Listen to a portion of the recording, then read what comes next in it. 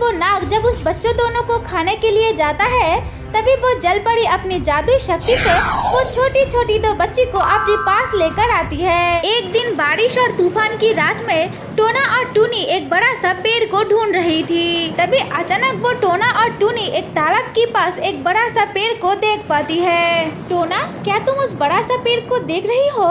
हाँ, मैंने तो देखा। अरे टोना, चलो ना उस पेड़ की डाली के ऊपर। जब बारिश रुक जाएगी तब हम और तुम मिलकर उस पेड़ की डाली के ऊपर एक घोंसला बनाएंगे। अरे हाँ टूनी, तुमने तो बिल्कुल सही कहा।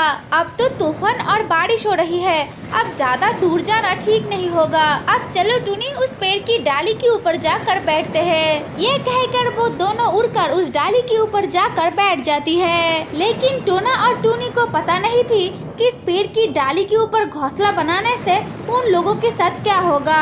टोना, घोंसला बनाने के लिए हम दोनों ने तो एक अच्छा सा पेड़ को ढूंढ लिया है, लेकिन जब बारिश रुक जाएगी तब हमारी बच्ची के लिए एक अच्छा सा घोंसला बनाना होगा। हाँ टूनी, बारिश जब रुक जाएगी तब हम और तुम मिलकर इसी पेड़ के ऊपर एक अच्छा सा घोंसला बना लेंगे। इसके बाद वो रात बीत जाती है और बारिश भी रुक जाती है। टोना और टूनी उसी पेड़ के ऊपर एक अच्छा सा घोंसला बनाने लगती है। वो दोनों जब घोंसला बना रही थी तभी कुछ तिनके जाकर उस पानी में गिर जाती है। तभी उस पानी के अंदर से एक जल परी बाहर निकल आती है और आकर कहने लगती है, अरे मेरी इतना सुंदर तालाब को किसने इतना ज्यादा गंदा किया है? हर तरफ देखो गंदगी और गंदगी फैला हुआ है और तिनके भी गिरा हुआ है। ऐसा घिनौना हरकत कौन किया है? हाँ, वो जल परी जब ये सब बातें कर रही थी तभी उस जल परी की नजर उस पेड़ के ऊपर पड़ती है। तभी वह परी देख पाती है दो पक्षी उनकी पेड़ के ऊपर घोंसला बना रही है। अरे कौन हो तुम दोनों?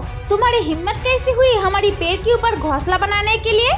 जाओ यहाँ से, तुम दोनों चले जाओ। अरे टूनी, उधर देखो, उस तालाब की तरफ देखो, वहाँ पर तो एक जल परी है, हम दोनों को कुछ कह रही है। अरे तुम दोनों पक्षियाँ यहाँ से भाग जाओ, मेरी पेड़ की यहाँ से भाग जाओ। मेरी तो अंडा देने की समय हो चुकी है, इसलिए हम दोनों इस पेड़ की डाली के ऊपर एक घोंसला बनाया है। अरे जंगल में इतना सारा पेड़ रहते हुए तुम दोनों यहाँ पर क्यों आई हो? हाँ, और तो देखो, तुम दोनों ने इस पेड़ के ऊपर घोंसला बनाकर मेरी तो तालाब बिल्कुल गंदा कर चुकी हो।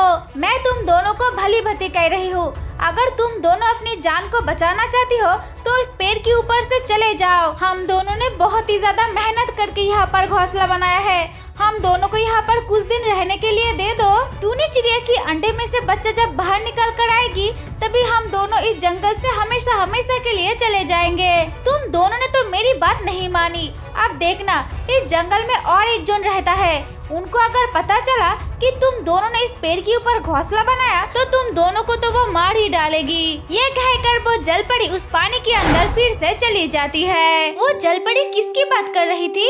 अगर हम दोनों ने इस पेड़ के ऊपर घोंसला बनाया तो कौन हम दोनों को क्षति पहुंचाना चाहेगी? अरे टूनी, मुझे लगती है इस जंगल में ऐसा कोई भी नहीं। मुझे लगती है वो जल परी हमें झूठ कहकर इस जंगल से भगाना चाहती है। इस तरह से कुछ दिन बीत जाती है और टूनी चिड़िया अपनी घोंसले के अंदर 3 अंडा दे देती है। इधर वो जल परी हर रोज टोना और टूनी को उस जंगल को छोड़कर जाने के लिए कहती थी। लेकिन एक दिन उस जंगल की एक गुफा के अंदर से एक इच्छाधारी नाग बाहर चला आता है और आकर कहने लगता है, मुझे तो भूख लगा है, बहुत ही ज्यादा भूख लगी है।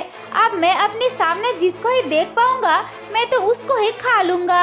ये कहते कहते वो इच्छाधारी नाग उस पेड़ के पास चला आता है। इसके बाद वो नाग उस पेड़ की तरफ देखकर कहने लगता है, अरे वाह, उस पेड़ के ऊपर तो एक पक्षी की घोंसला लग रहा है। अब मैं जाता हूँ, जाकर पक्षी की मांस खा कर आती हूँ। ये कहकर वो इच्छाधारी नाग एक छोटी सी सांप की रूप ले लेती है और उस पेड़ के ऊपर उड़ने लगती है। वो सांप उस पेड़ के ऊपर उड़कर देखती है, वहाँ पर कोई पक्षी नहीं है। अरे इस घोंसले के ऊपर तो कोई पक्षी नहीं है, लेकिन इस घोंसले के अंदर 3 अंडा है।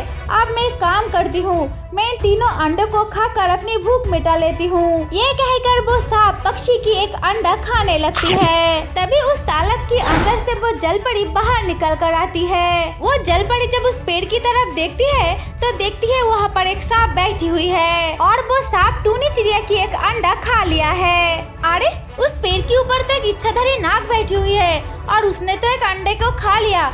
अगर मैंने तुरंत उसको नहीं भगाया तो तो वो तो सारे की सारे अंडा खा लेगी। ये कहकर वो जल परी अपनी जादुई शक्ति से उस सांप को वहाँ से भगा देती है। तभी वो सांप उस पेड़ के ऊपर से नीचे गिर जाती है। नीचे गिरकर वो सांप अपने असली रूप में चली जाती है और आकर कहने लगती है, अरे जल परी, तूने मुझे पक्षी की अंडा खाने से रोका है, अब मैं तुझे कभी भी नहीं छोड़ूंगी जल परी। ये कहकर वो इच्छाधारी नाग वहाँ से चला जाता है। दूसरी तरफ टूनी और टोना जंगल से खाना खाकर अपनी घोंसले पर लौट कर आती है। तभी टोना और टूनी अपने घोंसले की तरफ देखती है, वहाँ पर एक अंडा नहीं है। अरे जल परी, मुझे तो लगती है तुमने ही मेरी अंडे को खा लिया है, तुमने मेरे साथ ऐसा कैसे कर पाई हो? हाँ टोना और टूनी, तुम दोनों के पास अभी भी टाइम है, तुम दोनों अपने अंडे को लेकर यहाँ से भाग जाओ, वरना तुम दोनों तो अपने अंडे को भी खोगे और अपनी जान भी खो दोगे, वरना वो फिर से यहाँ पर चला आएगा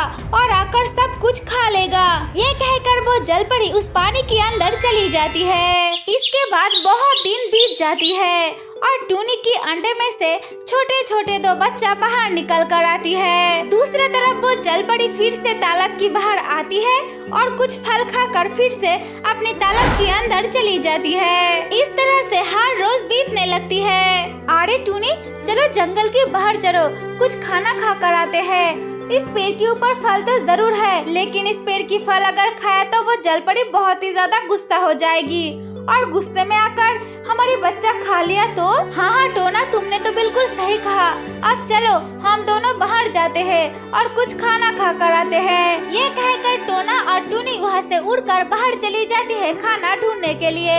तभी वहाँ पर वो इच्छाधारी नाग चला आता है और आकर कहने लगता है, अरे जल परी तो पानी की बाहर नहीं है, अब मैं एक काम करती हूँ, अपने रूप बदल लेती हूँ और रूप बदलकर उस पेड़ के ऊपर उड़ जाती हूँ। इसके बाद वो इच्छाधारी नाग अपनी रूप बदलकर एक छोटी सी सांप की रूप ले लेती है और उस पेड़ के ऊपर उड़ने लगती है। तभी वो जल परी पानी की बाहर चली आती है और आकर उस सांप को उस पेड़ के ऊपर देख लेती है। अरे वाह, टूनी चिड़िया की अंडे में से तो दो बच्चा बाहर निकल कर आई है, अब मैं इन दोनों बच्चों को खाकर अपनी भूख मिटा लूंगी। ये कहकर वो नाग जब उस बच्चों दोनों को खाने के लिए जाता है, तभी वो जल परी अपनी जादुई शक्ति से वो छोटी छोटी दो बच्ची को अपने पास लेकर आती है। अरे जल परी, तू फिर से चली आई है और आकर मुझे फिर से खाने से रोका है, अब तो मैं तुझे नहीं छोड़ूंगी, अब तो मैं तुझे मार ही डालूंगी जल परी। ये कहकर वो इच्छाधारी नाग पेड़ के नीचे चली आती है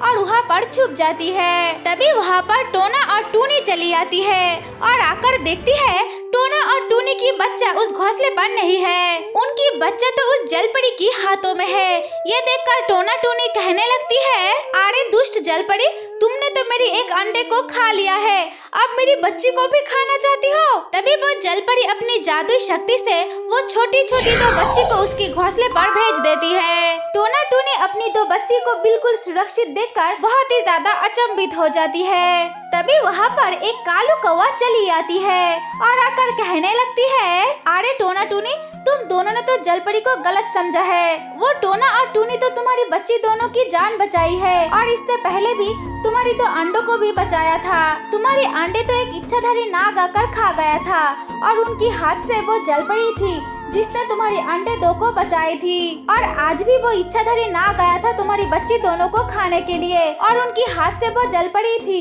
जिसने तुम्हारी दो बच्ची की जान बचाई। तभी उस तालाब के अंदर से बहुत ही ज्यादा आवाजें आने लगती है, मुझे कोई बचा लो मुझे कोई। तभी वो टोना टूनी देखती है एक सांप आकर उस जल परी को काट कर वहाँ से भाग रही है। बचा लो, मुझे कोई बचा लो, मुझे तो इस नाग की जहर से बहुत ही ज्यादा जलन हो रही है, मुझे कोई बचा लो। टोना, मुझे अभी जाना होगा और उस जल परी को बचाना होगा, वरना वो जल परी तो मर ही जाएगी। ये कहकर वो टूनी चिड़िया अपने मुंह से कुछ औषधि लेकर आती है और उन औषधियों को उस जल परी के हाथों में लगा देती है। कुछ ही देर में वो जल परी ठीक हो जाती है। जल परी, हम दोनों को क्षमा कर दो, हम दोनों ने मिलकर तुम्हें तो गलत समझे थे। अरे टोना टूनी, कोई बात नहीं है, तुम दोनों ने तो मिलकर मेरी जान बचाई है, अब तुम दोनों को समझ में आ रही है ना मैं क्यों तुम दोनों को इस पेड़ से जाने के लिए कहती थी। अब तो तुम दोनों को समझ में आ रही है ना। तुम दोनों जानती हो, तुम्हारी तरह इस पेड़ में और दोनों पक्षियाँ रहती थी, लेकिन वो नागराज यहाँ पर नहीं रहने के लिए देती थी। मैं तुम दोनों को ये स्टोरी बताऊंगी, लेकिन दूसरे पार्ट में, ठीक है।